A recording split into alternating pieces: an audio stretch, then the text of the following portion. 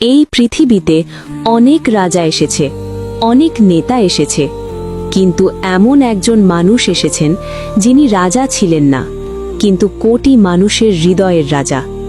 তিনি যুদ্ধ করেছেন কিন্তু দয়া ভোলেননি। তিনি ক্ষমতা পেয়েছেন কিন্তু অহংকার করেননি। তিনি অপমানিত হয়েছেন কিন্তু বদলা নেননি। তিনি হলেন আমাদের প্রিয় নবী হযরত মুহাম্মদ সাল্লাল্লাহু আলাইহি ওয়াসাল্লাম। আজ আমরা শুনব তার জীবনের সেই গল্প, যে গল্প মানুষের জীবন বদলে দেয়।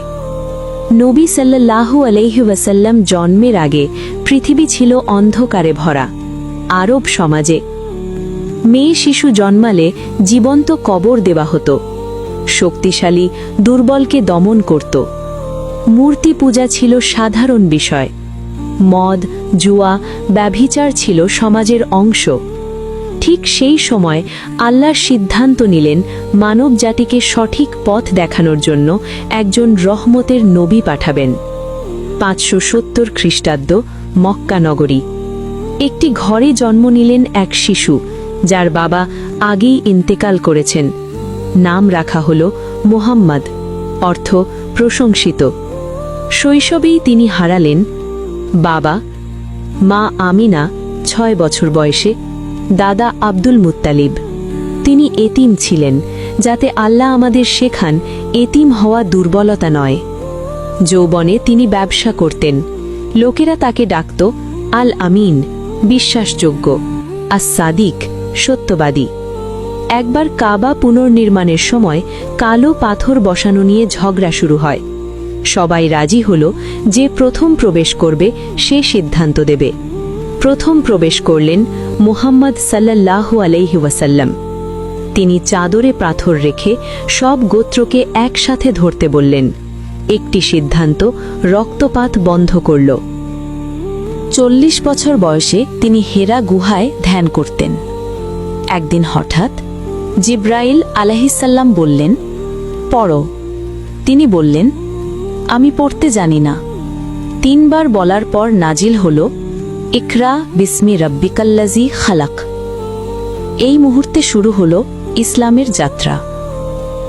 তিনি মানুষকে ডাকলেন এক আল্লাহর দিকে, অন্যায় ছেড়ে ন্যায়ের পথে। কিন্তু কুরাইশরা শুরু করল উপহাস, নির্যাতন, বয়কট। তার প্রিয় স্ত্রী খাদিজা আরা ইন্তেকাল করলেন।